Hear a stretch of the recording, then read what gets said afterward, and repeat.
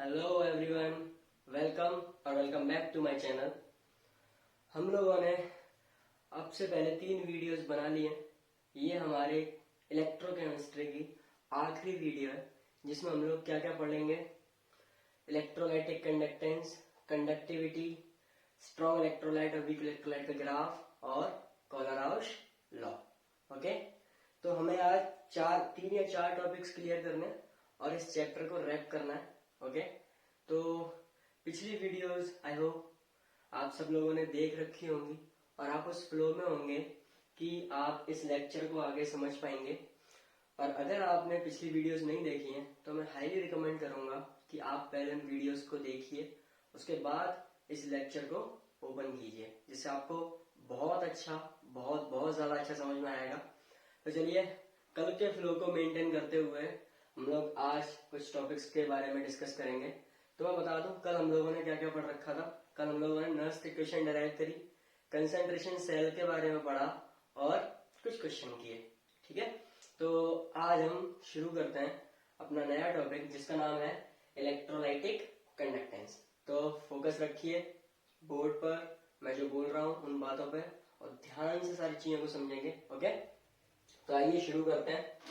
सबसे पहला टॉपिक है हमारा इलेक्ट्रोलाइटिक कंडक्टेंस। क्या? Electrolytic conductance. तो इलेक्ट्रोलाइटिक कंडक्टेंस का जो सिंबल है वो क्या होता है? Capital G. इलेक्ट्रोलाइटिक कंडक्टेंस को दिखाते हैं कैपिटल जी से, और इसकी डेफिनेशन होती है रेसिप्रोकल ऑफ रेजिस्टेंस। जब रेजिस्टेंस का उल्टा कर दिया जाता है तो क्या आ जाता है? इलेक्ट्रोलाइटिक कंडक्टेंस आ जाता है। ठीक है, जब रेजिस्टेंस का उल्टा कर देते हैं तो इलेक्ट्रोलाइटिक कंडक्टेंस आ जाता है। इंग्लिश में अगर डेफिनेशन होगा तो क्या हो जाएगी? Reciprocal of resistance. रेजिस्टेंस का रेसिप्रोकल ही क्या कहलाता है? इलेक्ट्रोलाइटिक कंडक्टेंस कहलाता है, और इसका सिंबल क्या होता है? कैपिटल जी होता है। अब इलेक्ट्रोलाइटिक कंडक्टेंस का फॉर्मूला क्या हो गया? G equals to 1/r। और यूनिट क्या होती है इलेक्ट्रोलाइटिक कंडक्टेंस की? यूनिट क्या हो सकती है? आप 3 तरीके से इसकी यूनिट को बोल सकते हैं। 3 तरीके से, कोई भी एक तरीका यूज होगा। या तो आप बोल दीजिए ओम इनवर्स, क्या बोल दीजिए? ओम इनवर्स, या फिर बोल दीजिए एमएचओ, क्या बोल दीजिए? एमएचओ, या फिर सीमेंस। सीमेंस इसकी एक्सपेंडेड फॉर्म है, मतलब मैंने पूरी स्पेलिंग लिख दी है सीमेंस। अदरवाइज इसका सिंबल क्या होता है? कैपिटल एस होता है। क्या होता है इसका सिंबल? कैपिटल एस होता है। ओके, दोबारा सुन लीजिए, इलेक्ट्रोलाइटिक कंडक्टेंस क्या होता है? Reciprocal of resistance is called electrolytic conductance. Formula G equals to 1/r। Unit क्या होती है? ओम इनवर्स, क्योंकि रेजिस्टेंस की यूनिट क्या होती है? ओम। अब रेजिस्टेंस डिनोमिनेटर में गया तो इनवर्स हो गया। ठीक है, इसका मतलब ओम इनवर्स या फिर एमएचओ या फिर सीमेंस। ओके, चलिए अगला टॉपिक देखते हैं, फैक्टर्स अफेक्टिंग कंडक्टेंस। कौन कौन से फैक्टर्स हैं जो कंडक्टेंस को अफेक्ट करते हैं? ठीक है, मतलब किन की वैल्यूज को घटा के या बढ़ा के कंडक्टेंस पे क्या पड़ जाएंगे? फर्क पड़ जाएंगे। उन चीजों को हम लोग डिस्कस करते हैं। तो सबसे पहला इफेक्ट है नेचर ऑफ इलेक्ट्रोलाइट। किस तरीके का इलेक्ट्रोलाइट आप ले रहे हो, ये भी आपके कंडक्टेंस पे क्या करता है? इफेक्ट डालता है। ओके, तो सबसे पहला पॉइंट है, अगर आप स्ट्रॉन्ग इलेक्ट्रोलाइट लेंगे, क्या बोल रहा हूं? अगर आप स्ट्रॉन्ग इलेक्ट्रोलाइट लेंगे तो कंडक्टेंस बढ़ेगा। अगर आप स्ट्रॉन्ग इलेक्ट्रोलाइट लेंगे तो कंडक्टेंस बढ़ेगा, और अगर आप वीक इलेक्ट्रोलाइट लेंगे तो कंडक्टेंस घटेगा। तो स्ट्रॉन्ग इलेक्ट्रोलाइट लिया तो कंडक्टेंस बढ़ा, वीक इलेक्ट्रोलाइट लिया तो कंडक्टेंस घटा। ठीक है, उसके बाद दूसरा फैक्टर है नेचर ऑफ सॉल्वेंट। किस तरीके का सॉल्वेंट आप ले रहे हैं, ये भी इलेक्ट्रोलाइटिक कंडक्टेंस को क्या करेगा? अफेक्ट करेगा। तो आइए समझते हैं इसको भी। अगर आप पोलर सॉल्वेंट ले रहे हैं, क्या बोल रहा हूं? अगर आप पोलर सॉल्वेंट ले रहे हैं तो इलेक्ट्रोलाइटिक कंडक्टेंस बढ़ेगा, इलेक्ट्रोलाइटिक कंडक्टेंस बढ़ेगा। और अगर आप नॉन पोलर सॉल्वेंट ले रहे हैं तो इलेक्ट्रोलाइटिक कंडक्टेंस घटेगा। ठीक है, अगर पोलर सॉल्वेंट लेंगे तो इलेक्ट्रोलाइटिक कंडक्टेंस बढ़ेगा, अगर आप नॉन पोलर सॉल्वेंट ले रहे हैं तो इलेक्ट्रोलाइटिक कंडक्टेंस घटेगा। ठीक है, या फिर सिंपल कंडक्टेंस घटेगा। अगला केस है, मतलब अगला फैक्टर है कंसेंट्रेशन ऑफ आयंस। तो देखिए यहाँ पे ये कैसे वेरी करेगा? जैसे जैसे आप कंसेंट्रेशन बढ़ाएंगे, जैसे जैसे आप कंसेंट्रेशन बढ़ाएंगे कंडक्टेंस घटेगा। दोबारा सुन लीजिए, जैसे जैसे आप कंसेंट्रेशन बढ़ाएंगे वैसे वैसे कंडक्टेंस घटेगा। इसका रीजन क्या है? रीजन ये है, because of increased collision per unit volume. अब जैसे जैसे कंसेंट्रेशन बढ़ाओगे आयंस बढ़ेंगे, आयंस बढ़ने से क्या होगा, पर यूनिट वॉल्यूम में कोलिजन की एफिशिएंसी बढ़ जाएगी। ठीक है, पर यूनिट वॉल्यूम में कोलिजन की एफिशिएंसी बढ़ जाएगी जिससे कंडक्टेंस घट जाएगा। ओके, ये इसका रीजन है कि कंसेंट्रेशन बढ़ाने से कंडक्टेंस घटता है। क्यों घटता है, because of increased collision per unit volume. Okay, उसके बाद अगला हमारा फैक्टर है टेम्परेचर। तो जनरली क्या होता है, टेम्परेचर बढ़ाने से कंडक्टेंस भी बढ़ता है। जनरली बोल रहा हूँ, जनरली ज्यादातर यही होता है कि अगर आप टेम्परेचर बढ़ाएंगे तो कंडक्टेंस भी बढ़ेगा। ओके, अगर टेम्परेचर बढ़ेगा तो कंडक्टेंस भी बढ़ेगा। लेकिन स्पेशल केस की बात कर लेते हैं फॉर मेटेलिक कंडक्टर्स।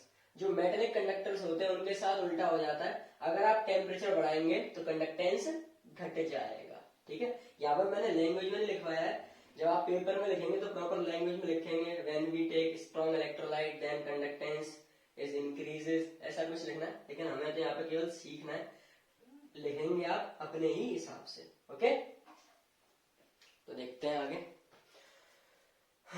क्या बताया, फैक्टर्स बता दिए। कौन कौन से फैक्टर बताए, nature of electrolyte, nature of solvent, concentration और टेम्परेचर, 4 फैक्टर बताए। ठीक है, तो नेचर ऑफ इलेक्ट्रोलाइट में क्या होता था, स्ट्रॉन्ग इलेक्ट्रोलाइट से जी बढ़ेगा, वीक इलेक्ट्रोलाइट से जी घटेगा। नेचर ऑफ सॉल्वेंट में पोलर सॉल्वेंट होगा तो जी बढ़ेगा, नॉन पोलर सॉल्वेंट होगा तो जी घटेगा। उसके बाद कंसेंट्रेशन की बात करें तो कंसेंट्रेशन बढ़ता है तो जी घटता है। क्यों, क्योंकि because of increased collision per unit volume, per unit volume में कोलिजन की एफिशिएंसी बढ़ जाती है, इस वजह से कंडक्टेंस घट जाता है। इसके अलावा फोर्थ इफेक्ट है हमारा टेम्परेचर।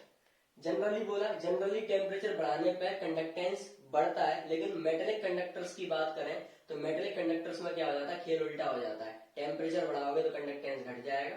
ठीक है, चलिए, तो इलेक्ट्रोलाइटिक कंडक्टेंस हमारा हो गया, reciprocal of resistance called electrolytic conductance. अब इसका स्पेशल केस मतलब स्पेसिफिक कंडक्टेंस और कंडक्टिविटी। जैसे रेजिस्टेंस की रेजिस्टिविटी होती थी, ऐसे ही कंडक्टेंस की क्या होगी, कंडक्टिविटी होगी। ठीक है, तो स्पेसिफिक कंडक्टेंस और कंडक्टिविटी जिसे आप किस सिंबल से दिखाते हैं, के से दिखाते हैं। किससे दिखाते हैं, के से। और के को क्या बोला जाता है, के को क्या बोलते हैं, कप्पा। क्या बोलते हैं, कप्पा। ओके, तो के को कप्पा बोला जाता है। तो देखिए इसकी डेफिनेशन क्या होगी, कंडक्टेंस की डेफिनेशन थी रेसिप्रोकल ऑफ रेजिस्टेंस। ठीक है, रेसिप्रोकल ऑफ रेजिस्टेंस। अब हम कंडक्टिविटी की बात कर रहे हैं तो इसकी डेफिनेशन क्या होगी, reciprocal of resistivity. Reciprocal of resistivity is called conductivity या फिर स्पेसिफिक कंडक्टेंस। ठीक है, तो यहां से अब देखिए क्या लिखा हमने, K इक्वल्स टू क्या हो गया, रेसिप्रोकल ऑफ रेजिस्टिविटी। ठीक है, अब हम लोगों ने क्या किया, हम लोगों ने रिजल्ट यूज किया जो हमें पता होता है, resistance is equals to rho into L upon A, मतलब resistance is equals to resistivity into length upon में एरिया ऑफ क्रॉस सेक्शन। ये वाला फॉर्मूला यूज कर लिया। तो यहां से हम लोगों ने क्या किया, 1 अपॉन रो की वैल्यू निकाल ली। किसकी वैल्यू निकाली, 1 अपॉन रो की वैल्यू निकाली। तो 1 अपॉन रो की वैल्यू क्या हो जाएगी, ये रो नीचे आएगा, आर इधर चला जाएगा, तो 1 अपॉन रो की वैल्यू क्या होगी, 1 upon R into L upon A. ठीक है, 1 upon R into L upon A. अब इस 1 अपॉन रो की वैल्यू को इस फॉर्मूले में पुट किया, इस 1 अपॉन रो की वैल्यू को इस फॉर्मूले में पुट किया, तो देखो क्या आ गया, ये आ गया 1 upon R into L upon A. 1 upon R into L upon A हो जाएगा। और 1 अपॉन आर क्या होता है भाई, 1 अपॉन आर तो कंडक्टेंस होता है ना, 1 अपॉन आर तो कंडक्टेंस होता है, इसलिए 1 अपॉन आर की जगह पे लिख दिया, जी लिख दिया। और एल अपॉन ए को हम लोग क्या बोल देते हैं, सेल कांस्टेंट बोल देते हैं। ठीक है, एल अपॉन ए को क्या बोल देते हैं, सेल कांस्टेंट बोल देते हैं। दोबारा सुन लीजिए, कंडक्टिविटी क्या होती है, रेजिस्टिविटी का रेसिप्रोकल। तो हम लोगों ने कप्पा इक्वल्स टू क्या लिखा, 1 अपॉन रो लिखा। फिर हम लोगों ने रेजिस्टेंस का फॉर्मूला यूज किया, resistance is equals to resistivity into length upon area. तो वहां से हम लोगों ने 1 अपॉन रेजिस्टिविटी निकाला, मतलब रेजिस्टिविटी का रेसिप्रोकल निकाला, तो उसकी वैल्यू क्या आई, 1 upon R into L upon A. ठीक है, फिर हम लोगों ने क्या किया, कप्पा वाले फॉर्मूले में 1 अपॉन रो की जगह पे क्या वो पूरी वैल्यू लिख दी, 1 upon R into L upon A. फिर हमें अभी अभी हमने पढ़ा कि जो कंडक्टेंस होता है वो 1 अपॉन आर के बराबर होता है, इसलिए हम लोगों ने क्या किया, 1 अपॉन आर की जगह पे क्या लिख दिया, जी लिख दिया, और एल अपॉन ए को L upon A as it is लिख दिया। ठीक है, अब हम लोग यहाँ पे ये कहते हैं कि जो एल अपॉन ए वाला फैक्टर है, जो एल अपॉन ए वाला फैक्टर है वही क्या होता है, सेल कांस्टेंट होता है। ठीक है, तो हमारा कप्पा का फॉर्मूला क्या आ आ गया, मतलब कंडक्टिविटी का फॉर्मूला क्या आ गया, conductivity equals to conductance into length upon में area of cross section. Okay, यहाँ पे आप ध्यान देंगे। इसके बाद एक नोट पॉइंट देखिए, एक नोट पॉइंट देखो, ये आपको याद रखना है कि जो कप्पा की वैल्यू होती है, मतलब जो कंडक्टिविटी की वैल्यू होती है, वो केवल और केवल किस पे डिपेंड करती है, नंबर ऑफ आयंस पे। ठीक है, पर यूनिट वॉल्यूम में कितने नंबर ऑफ आयंस प्रेजेंट हैं, दोबारा सुनिए एक बार और, पर यूनिट वॉल्यूम में कितने नंबर ऑफ आयंस प्रेजेंट हैं, कप्पा की वैल्यू उसी पे डिपेंड करती है। ठीक है, जितने नंबर ऑफ आयंस प्रेजेंट होंगे पर यूनिट वॉल्यूम में, कप्पा की वैल्यू डिपेंड भी उसी पे करेगी। ओके, तो अब कप्पा की यूनिट क्या होती है, मतलब कंडक्टिविटी की यूनिट क्या होती है, ओम इनवर्स सेंटीमीटर इनवर्स, या फिर एमएचओ सेंटीमीटर इनवर्स, या फिर siemens centimetre inverse. Okay, unit क्या हो गई, ओम इनवर्स सेंटीमीटर इनवर्स और एमएचओ सेंटीमीटर इनवर्स और सीमेंस सेंटीमीटर इनवर्स। ओके, या ध्यान रखेंगे। तो हम लोगों ने क्या पढ़ लिया, कंडक्टेंस बता दिया, उसके बाद स्पेसिफिक कंडक्टेंस या फिर कंडक्टिविटी बता दी, जिसे आप किससे दिखाते हैं, के से दिखाते हैं, के फॉर कप्पा। अब हम नए टॉपिक पर चलेंगे जिसका नाम है मोलर कंडक्टिविटी। मोलर कंडक्टिविटी को हम लोग किस सिंबल से दिखाते हैं, इस सिंबल से दिखाते हैं। वैसे से नॉर्मली ये लैम्डा तो नहीं है, लेकिन हम लोग लैम्डा ही बोलेंगे। ओके, ये लैम्डा तो नहीं है, लेकिन हम लोग लैम्डा से ही याद कर लेंगे इसे कि लैम्डा एम है। ठीक है, क्या है, लैम्डा एम है। तो मोलर कंडक्टिविटी क्या होती है, मोलर कंडक्टिविटी कंसंट्रेशन के इनवर्सली प्रोपोर्शनल होती है।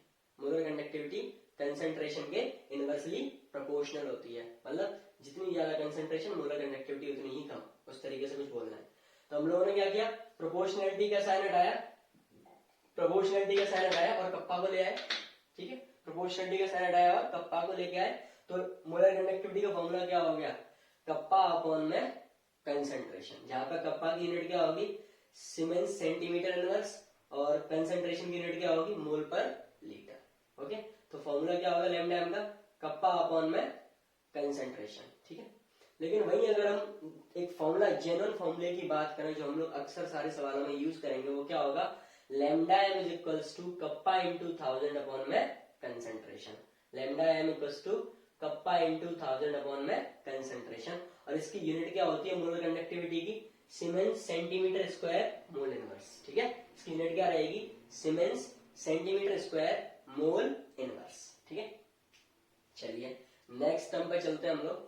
नेक्स्ट टर्म क्या है, कभी कभी सवालों में ना कुछ इस तरीके से वैल्यू लिखी हुई होती है, लैम्डा एम नॉट या फिर lambda M infinity, lambda M naught या फिर लैम्डा एम इन्फिनिटी।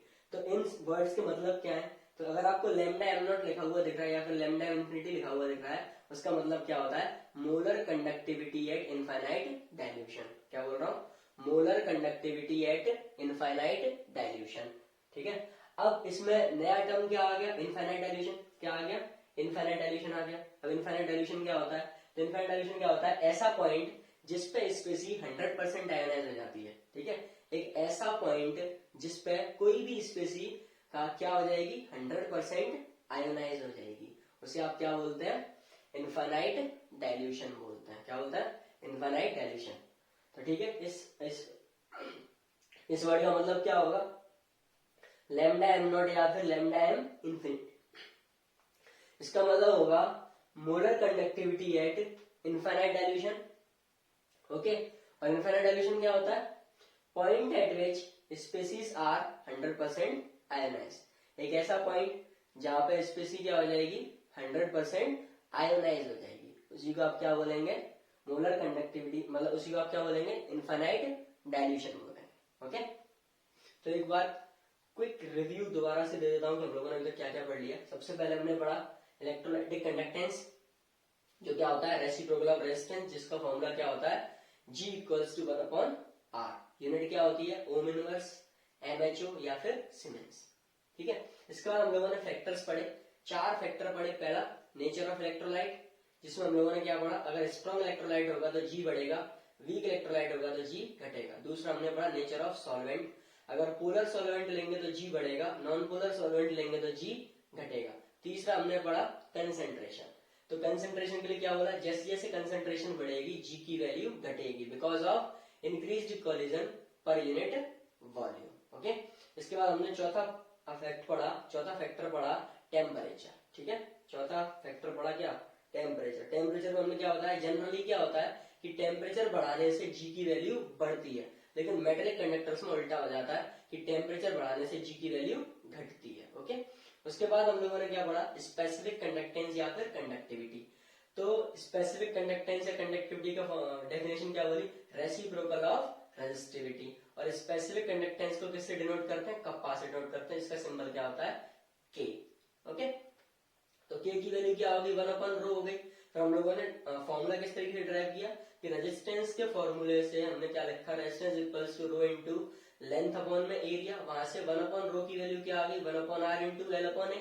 और 1/r क्या होता है, कंडक्टेंस होता है, इस वजह से कप्पा की वैल्यू क्या आ गई, मतलब के की वैल्यू क्या आ गई, जी इंटू एल अपॉन ए, जहां पे जी कंडक्टेंस है और एल अपॉन ए क्या होता है, सेल कांस्टेंट होता है।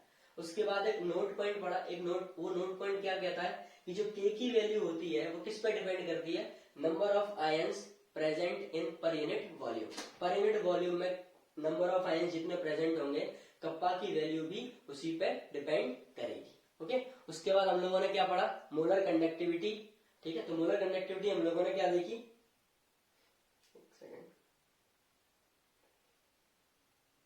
ठीक है, मोलर कंडक्टिविटी हम लोगों ने क्या देखी, मोलर कंडक्टिविटी में हम लोगों ने बताया कि जो मोलर कंडक्टिविटी होती है वो कंसंट्रेशन के इनवर्सली प्रोपोर्शनल होती है। हम लोगों ने प्रोपोर्शनलिटी का साइन हटाया और कप्पा कांस्टेंट जोड़ दिया, तो मोलर कंडक्टिविटी का फॉर्मूला क्या हो गया, कप्पा अपॉन में कंसंट्रेशन। कप्पा की जो यूनिट होती है वो क्या होती है, सीमेंस सेंटीमीटर इनवर्स, जो कि यहाँ लिखी हुई है, siemens centimetre inverse, MHO centimetre inverse और ओम इनवर्स सेंटीमीटर इनवर्स। ठीक है, तो कप्पा की वैल्यू सीमेंस सेंटीमीटर इनवर्स और कंसंट्रेशन किस में ले रखी है, मोल पर लीटर में ले रखी है। ओके, तो यहां तक हमारा हो गया। उसके बाद हमने एक जनरल फॉर्मूला यूज किया जो कि हम हर सवाल में यूज करेंगे मोलर कंडक्टिविटी का, वो क्या था, lambda is equals to kappa into 1000 upon में कंसंट्रेशन, जिसकी यूनिट क्या थी, siemens centimetre square mole inverse. Okay, यहां तक हम लोगों ने देख चुके हैं। इसके बाद एक टर्म जरूर बताया मैंने कि अगर सवाल में लैम्डा एम नॉट दे रखा है या फिर लैम्डा एम इन्फिनिटी दे रखा है, तो उसका मतलब क्या होता है, molar conductivity at infinite dilution. फिर हम लोगों ने बताया कि इनफाइनाइट डाइल्यूशन क्या होता है, तो एक ऐसा पॉइंट जिस पर कोई भी स्पेसी क्या हो जाएगी, 100% आयनाइज हो जाएगी। ऐसा पॉइंट जिस पर स्पेसी क्या हो जाएगी, 100% आयनाइज, उसे आप क्या कहेंगे, इनफाइनाइट डाइल्यूशन कहेंगे। ठीक है, यहां तक हम लोगों ने बता दिया, मतलब मैंने बोल चुका हूं इतना। इसके बाद एक सवाल है, इस सवाल के साथ हम लोग इस थ्योरी को खत्म कर लेंगे। तो देखिए सवाल क्या है, resistance of conductivity cell filled with 0.1 mole per litre KCl solution is 100 ohm. ठीक है, एक कोई कंडक्टिविटी सेल का रेजिस्टेंस दे रखा है 100 ओम, कब, जब उसकी कंसंट्रेशन कितनी हो, 0.1 मोल पर लीटर हो। ठीक है, उसके बाद बोला है if the resistance of same cell when filled with 0.02 mole per liter KCl solution is 520 ohm, then calculate conductivity and molar conductivity of 0.02 mole per liter KCl solution if conductivity of 0.1 mole per liter KCl solution is 1.29 Siemens meter inverse। अब देखो भाई ये तो बवाल हो गया। बवाल क्या हुआ, चेक करो कि अगर ये बोला गया हम लोगों से, चलो इसको सॉल्यूशन करते हैं। बोला गया है कि जब आप पहले सेल को फिल करते हैं, रेजिस्टेंस कितना, 100 ओम, और इसकी कंसंट्रेशन कितनी, 0.1 मोल पर लीटर। तो यहाँ पे लिख लेते हैं कि कंडीशन को जिस तरीके से गिवन है कि R1 की वैल्यू कितनी है, 100 ओम, C1 दे रखा है 0.1 मोल पर लीटर। ठीक है, और इसी के लिए K1 मतलब मोलर कंडक्टिविटी गिवन है सवाल में पहले सॉल्यूशन के लिए कितनी, 1.29 siemens metre inverse, 1.29 siemens metre inverse. Okay, ये वैल्यू हमें गिवन है। उसके बाद दूसरे सॉल्यूशन के लिए क्या गिवन है, दूसरे सॉल्यूशन के लिए R2 गिवन है, जो कितना है, 520 ओम, कंसंट्रेशन भी गिवन कर रखी है कितनी, 0.02 मोल पर लीटर। ठीक है, और इसी सॉल्यूशन के लिए वो K2 पूछ रहा है, K2 कितना होगा। ठीक है, अब आप एक चीज बताइए जब सेम सेल है तो इलेक्ट्रोड्स की लेंथ और एरिया क्रॉस सेक्शन तो बराबर होगा, मतलब ये वैल्यू तो कांस्टेंट रहेगी, मतलब जो कप्पा होगा वो जी के बराबर होगा, होगा कि नहीं होगा। ठीक है, तो अगर यहां से देखें, अगर k की वैल्यू क्या होती है, k इक्वल्स टू जी होता है, क्योंकि लेंथ और एरिया तो बराबर हो गए, तो k इक्वल्स टू क्या हो जाएगा, 1/r होगा। तो यहां से आप एक चीज चेक करो, k1 की वैल्यू क्या होगी, 1/r1, और k2 की वैल्यू क्या होगी, 1/r2 होगी। इसे इक्वेशन 1 बोलो, इसे इक्वेशन 2 बोलो। तो यहां से देखिए जरा, अगर हम यहां पर लिखते हैं k1 अपॉन में k2, ठीक है, k1 अपॉन में k2 लिखता हूं, तो k1 के रिगार्डिंग ऊपर क्या आएगा, r2 आएगा, और नीचे क्या आएगा, r1 आएगा। तो यहां से अगर मैं k2 की वैल्यू चाहता हूं, तो k2 की वैल्यू क्या आएगी भाई, k1 into r1, k1 into r1 upon में r2, तो k2 की वैल्यू क्या आ जाएगी, k1 into r1 upon r2। ठीक है, वैल्यूज को पुट करते हैं, वैल्यूज को पुट कीजिए, तो k2 क्या हो जाएगा, k1 की वैल्यू कितनी, 1.29 siemens metre inverse, into r1 की वैल्यू 100 अपॉन 520, इस तरीके से आएगा। ठीक है, तो जब आप इसे सॉल्व कर लेते हैं तो आंसर आपका आएगा 0.248, कितना आएगा, 0.248। तो K2 की वैल्यू कितनी आ जाएगी, यार जगह कम पड़ गई, और मुझे अब एक और सवाल बताना है मोलर कंडक्टिविटी का, यहाँ देख लेते हैं थोड़ा सा। तो K2 की वैल्यू कितनी आ जाएगी, 0.248 सीमेन मीटर इनवर्स, जबकि यूनिट क्या थी, सीमेन सेंटीमीटर इनवर्स। तो अगर सेंटीमीटर इनवर्स में कन्वर्ट करना है मुझे, तो 100 से डिवाइड करना पड़ेगा। अगर 100 से डिवाइड करूंगा तो ये वैल्यू कितनी हो जाएगी, 0.00248, क्या हो जाएगी, 0.00248। तो K2 कितना आ गया हमारा, K2 आ गया 0.00248 सीमेन सेंटीमीटर इनवर्स। ये आपका पहला आंसर आ गया। ठीक है, अब दूसरी वैल्यू पूछी गई है मोलर कंडक्टिविटी, तो सिंपल फॉर्मूला पुट करेंगे, molar conductivity is equals to, अब सेकंड सॉल्यूशन के लिए पूछी गई है 0.02 के लिए, तो K2 आएगा, K2 इंटू 1000 अपॉन कंसेंट्रेशन कितनी लेंगे दूसरे सॉल्यूशन के लिए, 0.02, 0.02। ऐसे सॉल्व करिए, लैम्डा एम बराबर क्या हो जाएगा, 0.00248 इंटू 1000 अपॉन 0.02। ठीक है, तो जब आप इसे सॉल्व करेंगे तो आप एक चीज चेक करो, 1000 का मल्टीप्लाई जब इसमें करेंगे तो ये कितना हो जाएगा, कितना हो जाएगा, 2.48। उसके बाद ये पॉइंट हटाएंगे, 2 जीरो ऊपर जाएंगे, तो 2.48 मल्टीप्लाइड बाई 100 कितना हो जाएगा, 248, और 248 डिवाइड बाई 2 कितना हो जाएगा, 124। तो लैम्डा एम की वैल्यू कितनी आ जाएगी, 124 सीमेन सेंटीमीटर स्क्वायर मोल इनवर्स। ये आपका दूसरा आंसर आ जाएगा। ठीक है, सिंपल हम लोगों ने क्या किया, फॉर्मूला का यूज किया और आंसर पुट कर दिया। ठीक है, अब आपको यूनिट्स में दिक्कत आ रही है कि ये वैल्यूज कहाँ से है, तो जरा चेक कीजिए। पहले सॉल्यूशन के लिए R1 ये लिखा हुआ है, ठीक है, ये R1 लिखा हुआ है, और ये क्या लिखा हुआ है, C1 लिखा हुआ है, ये C1 लिखा हुआ है। उसके बाद जब उन्होंने बोला if the resistance of same cell when filled with this, अब ये C2 है, ये C2 है, और इसके लिए रेजिस्टेंस कितना रखा था, 520, तो ये क्या है, R2 है। फिर उन्होंने बोला कि 0.1 मोल पर लीटर की सेल सॉल्यूशन के लिए कप्पा कितना है, इतना, तो इसका मतलब ये K1 ही तो हुआ भाई, तो ये K1 है। सबका यूज किया और आंसर ले आए। ठीक है, आई होप आपको ये समझ में आया होगा। तो हम लोगों ने अभी अभी क्या पढ़ लिया, कंडक्टेंस पढ़ लिया, स्पेसिफिक कंडक्टिविटी पढ़ ली और मोलर कंडक्टिविटी पढ़ ली।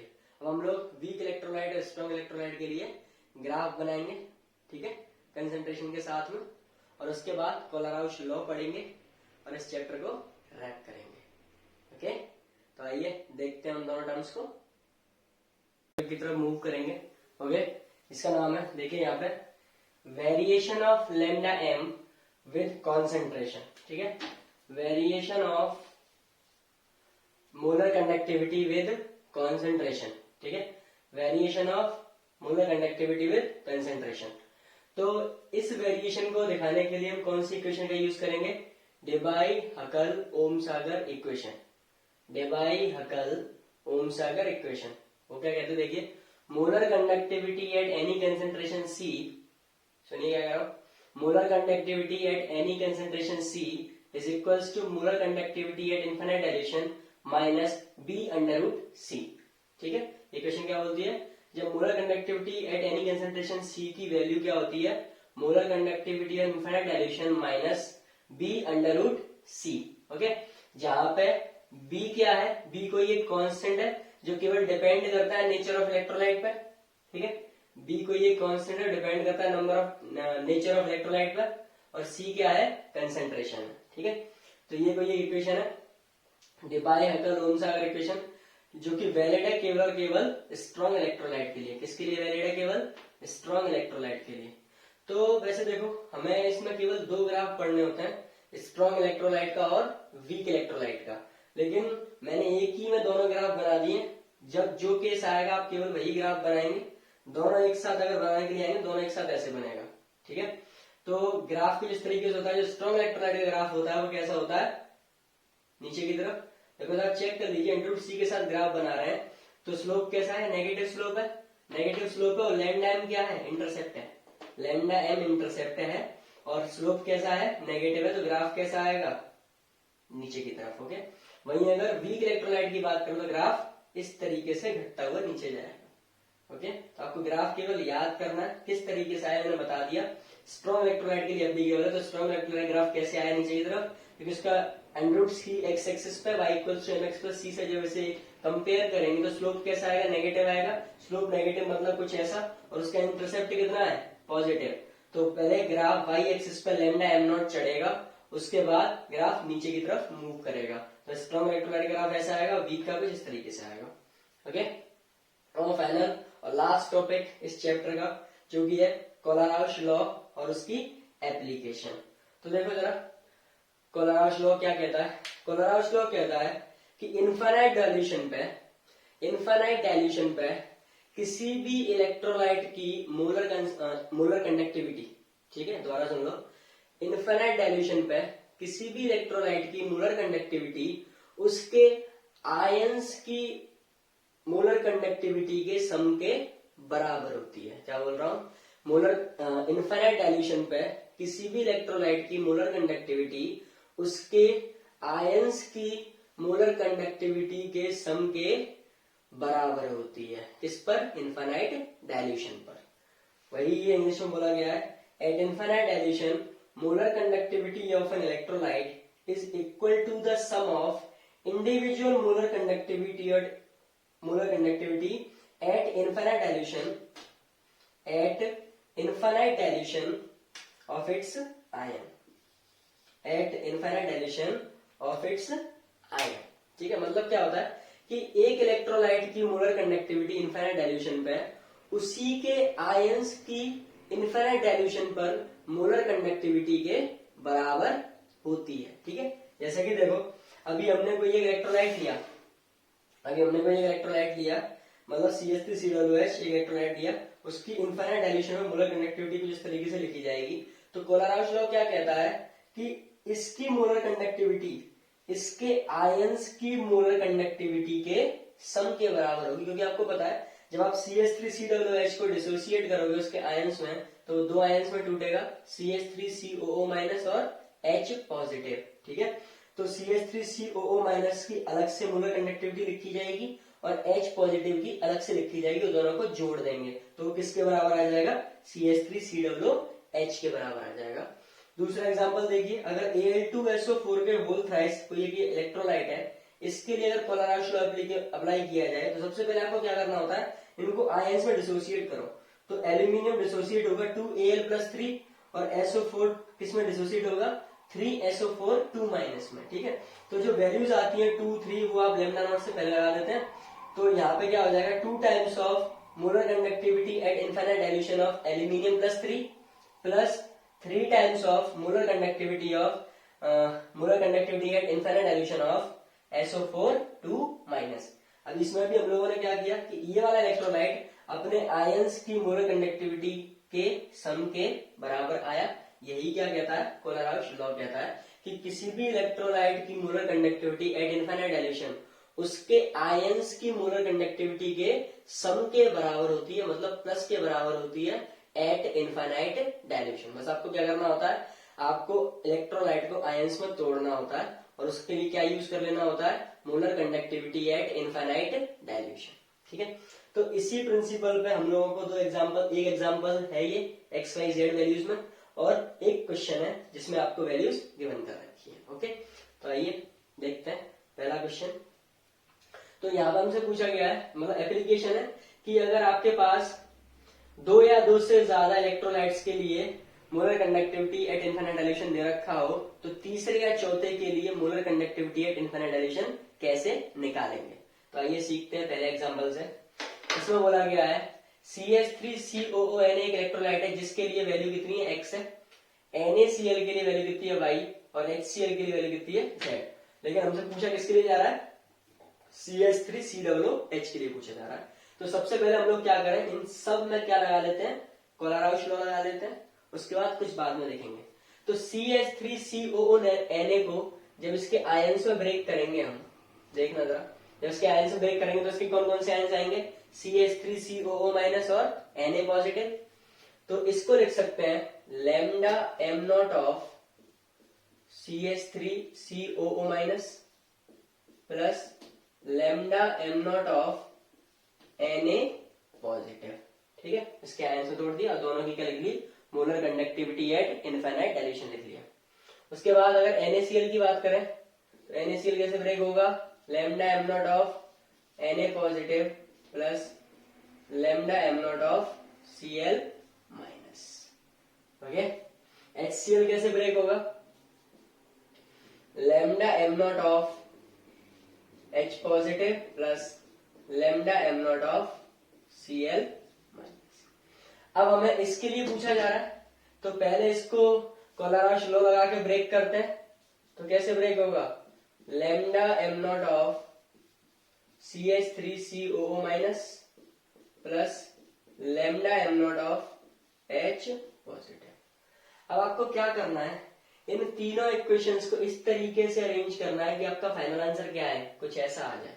ठीक है, तो कैसे अरेंज करेंगे देखो जरा, पहले इनको नाम दे देते हैं। ये इक्वेशन फर्स्ट है, ये इक्वेशन सेकंड है और ये इक्वेशन थर्ड है। अब इन तीनों इक्वेशंस को इस तरीके से लिखिए, जोड़िए, घटाइए, कुछ भी कीजिए जिससे आपकी फाइनल इक्वेशन कुछ इस तरीके से बन जाए। तो आप देखो फाइनल इक्वेशन में केवल दो ही आयन है, एक CH3COO माइनस और एक H पॉजिटिव, उसके अलावा कुछ भी नहीं है। तो हमें जो फालतू के आयन दिख रहे हैं, जैसे कि Na पॉजिटिव फालतू का दिख रहा है, Cl नेगेटिव फालतू का दिख रहा है, ये हटाना पड़ेगा। ठीक है, तो अब क्या करें, पहली वाली इक्वेशन को और तीसरी वाली इक्वेशन को अगर हम जोड़ लें और दूसरी वाली को घटा दें तो क्या हमारा आंसर आ जाएगा, बिल्कुल आ जाएगा। तो हम लोग क्या ऑपरेशन करने वाले हैं, इसमें क्या सॉल्यूशन करेंगे कि इक्वेशन पहली और तीसरी को जोड़ रहे हैं, फर्स्ट और थर्ड को जोड़ रहे हैं और दूसरी को घटा रहे हैं। ठीक है, फर्स्ट और थर्ड को जोड़ रहे हैं और दूसरी को घटा रहे हैं, तो हमारी वैल्यू यही आ जाएगी। देखो फर्स्ट और थर्ड को अगर जोड़ेंगे तो ये हो जाएगा CH3CO negative plus Na positive plus H positive plus Cl negative, और ये माइनस का Na पॉजिटिव और माइनस का Cl नेगेटिव। अब माइनस का Na पॉजिटिव प्लस के Na पॉजिटिव से कट जाएगा, माइनस का Cl नेगेटिव प्लस के Cl नेगेटिव से कट जाएगा, बचेगा क्या, CH3CO माइनस और H पॉजिटिव, और वही चाहिए था हमें। ठीक है, तो आंसर क्या आएगा, पहले वाले इक्वेशन के लिए वैल्यू कितनी थी, मोलर कंडक्टिविटी की x थी, तीसरे वाले के लिए क्या थी, z थी, और दूसरे वाले के लिए क्या थी, y। आंसर क्या आ गया, x plus Z minus Y. ठीक है, ये तो x और y और z के टर्म्स में वैल्यू थी। अब हमें कुछ ऐसा सवाल पूछा जाए कि इसकी वैल्यू इतनी दे रखी है, इसकी वैल्यू इतनी दे रखी है, इसकी वैल्यू इतनी दे रखी है, तो बताओ NH4OH के लिए क्या वैल्यू होगी। तो अभी भी हमारा स्टेप वही होंगे, सबसे पहले BaOH के होल ट्वाइस को ब्रेक करेंगे। तो करते हैं lambda m not of BaOH का होल ट्वाइस। अच्छा आप ऐसा करो, अगर आपको एक ट्राई करना है ये सवाल तो आप इस वीडियो को पॉज करो, क्वेश्चन तो आपने देख ही लिया होगा, इस क्वेश्चन को सॉल्व करो, उसके बाद दोबारा से शुरू करो इस वीडियो को और आंसर चेक करना। अगर आपका सही आता है तो वेरी गुड, और अगर आपका नहीं आता है तो और अच्छे से समझने की कोशिश करना। ठीक है, तो देखते हैं।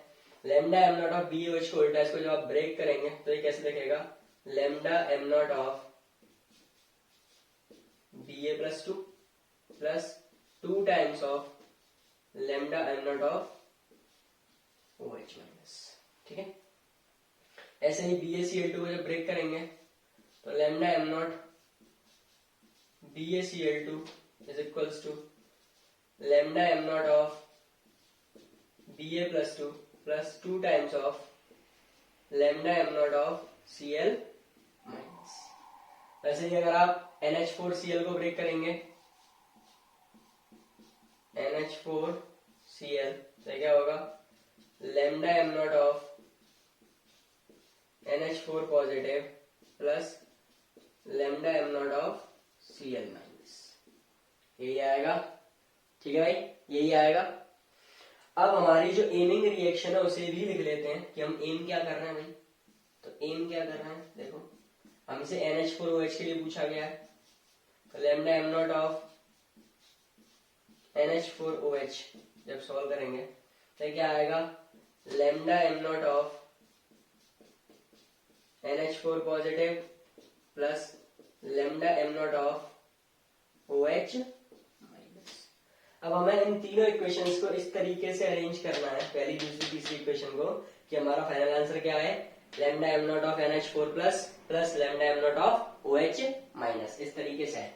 तो इक्वेशन फर्स्ट ये है, इक्वेशन सेकंड ये है, और इक्वेशन थर्ड ये है, और इनकी रिस्पेक्टेड वैल्यूज ऊपर लिखी हुई है। ठीक है, तो अब किस तरीके से अरेंज करें आप चेक करो।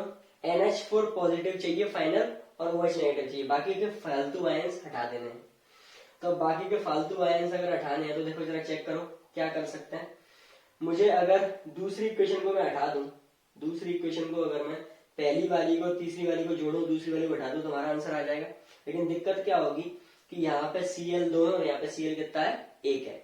तो हम क्या ऑपरेशन करेंगे, देखो जरा ऑपरेशन अगर ये करना है कि पहली वाली को और तीसरी वाली में 2 से मल्टीप्लाई कर दे करके जोड़ दें और दूसरी वाली को सिंपल घटा दें।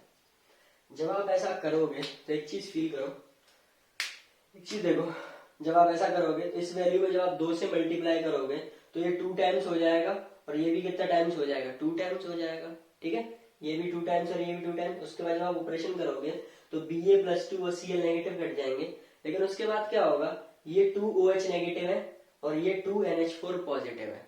लेकिन हमें फाइनल रिएक्शन में कितना चाहिए था, 1 चाहिए था। इसका मतलब जो भी हमारा आंसर आएगा उसमें 2 से क्या करना पड़ेगा, डिवाइड करना पड़ेगा। क्या करना पड़ेगा, डिवाइड करना पड़ेगा। चलो चेक करते हैं।